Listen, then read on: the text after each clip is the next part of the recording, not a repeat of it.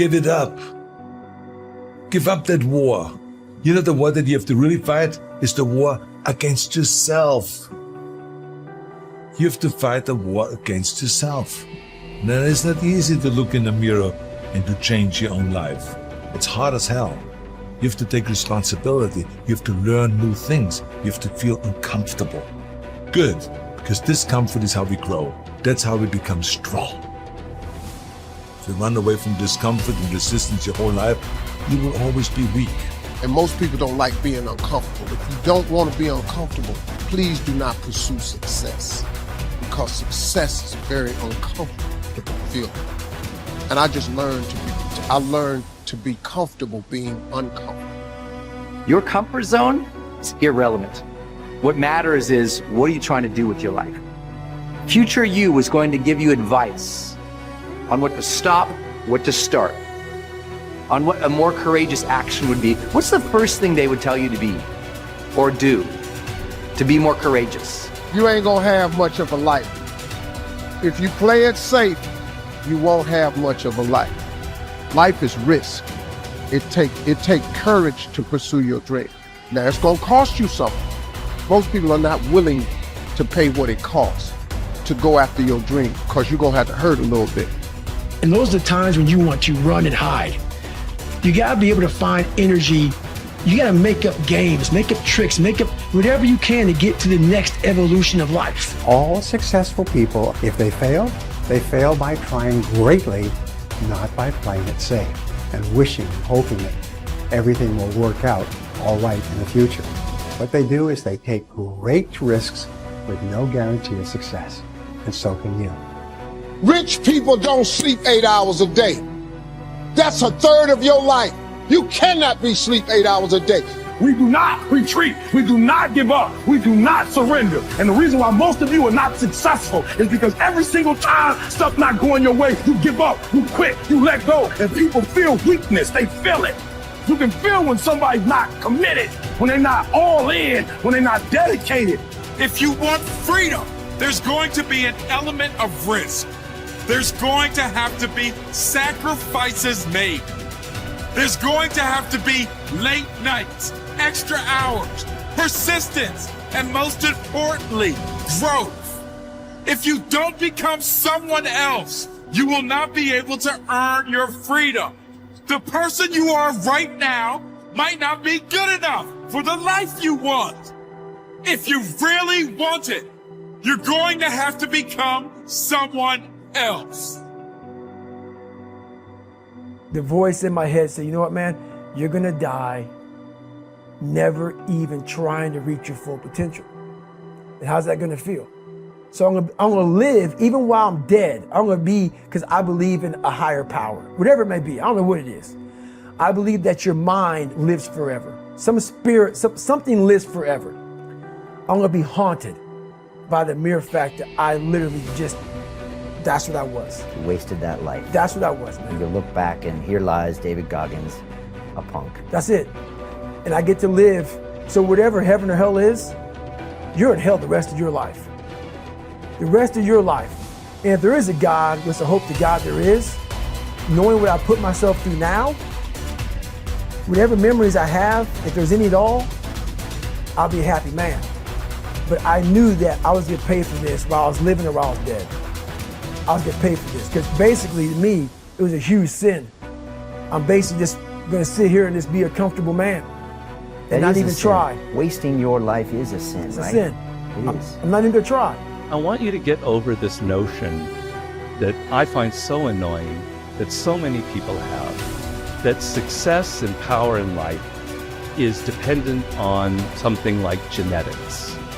Like some people are born with a larger brain, or they have wealthy parents who are able to send them to the right school, or it's all a matter of luck.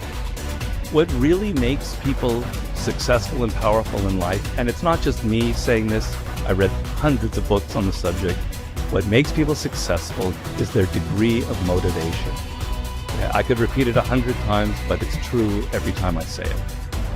When you are motivated, when you feel yourself emotionally engaged in the subject, you learn faster. You learn what it takes somebody 10 years to learn, you can learn in 2 years. When you feel emotionally engaged with something, you're able to push past all the obstacles.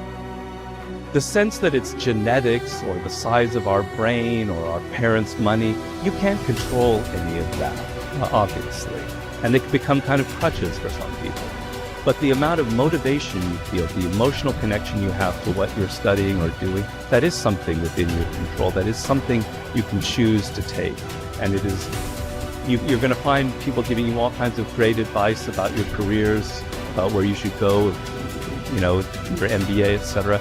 But if there's one piece of advice that I think is more important than that, it is this idea of following these natural inclinations and creating your own career path and finding a way to engage the deepest motivating parts of your psyche. Unhappiness is simply the lack of progress toward a preset goal.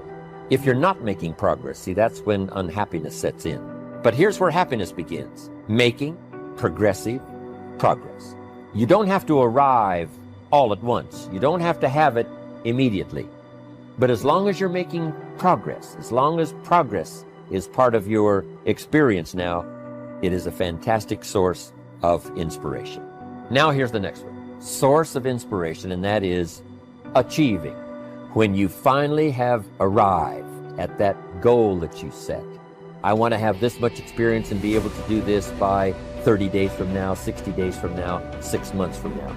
And finally, that 6 months passes, and there you are. Finally, the time passes, and you have it. Finally, the time passes, and the skill is now beginning to be polished, and it is so unique and effective. Achieving is an incredible source of inspiration. But here's what we notice. When you do achieve, whatever you set out in the beginning, where you decided and planned and you got started and you progressed, when you finally achieve, that achievement is not much more inspiration than when you decided. It's a different kind of inspiration. It's a different kind of feeling to having arrived. Knowing that you've got many other objectives to accomplish, many other places you want to go, things you want to do, the person you want to become. But at least I've got this one. You know, I've done this one. As the saying on the wall of the inner city school reads, God don't make no junk. Each person is capable of achieving excellence in some way, in some area. You have within you, right now, the ability to function at genius or exceptional levels in at least one, and perhaps several different intelligences. Your job is to find out what it could be for you. Your responsibility to yourself is to cast off all these self-limiting beliefs and accept that you are an extraordinarily capable and talented person. You are engineered for greatness and designed for success. You have competencies and capabilities that have never been tapped. You have the ability within yourself right now to accomplish almost any goal you can set for yourself if you are willing to work long enough and hard enough to achieve it. The good news about beliefs is that all beliefs are learned. They can therefore be unlearned, especially if they are not helpful. When you came into the world, you had no beliefs at all about yourself, your religion, your political party, other people, or the world in general. Today, you know a lot of things.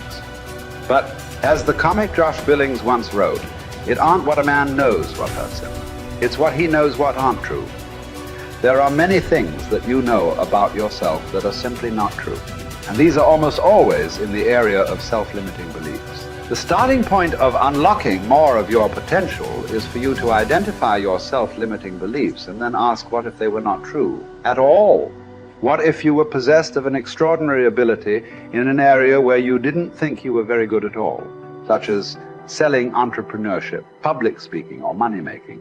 Everywhere I go throughout the world, I have taught these principles to many tens of thousands of people. I have filing drawers full of letters from people who had never heard this idea of self-limiting beliefs before.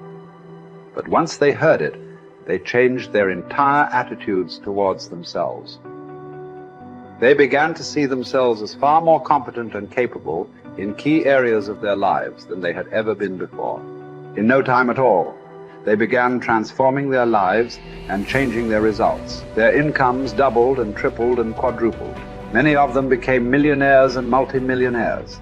They went from the bottom of their companies to the top, from the worst performer in their sales forces to the highest earning person in their companies.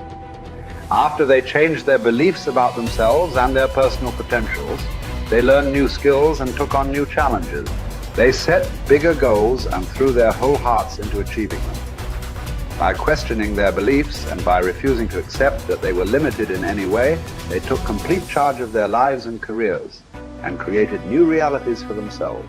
And what countless others have done, you can do as well.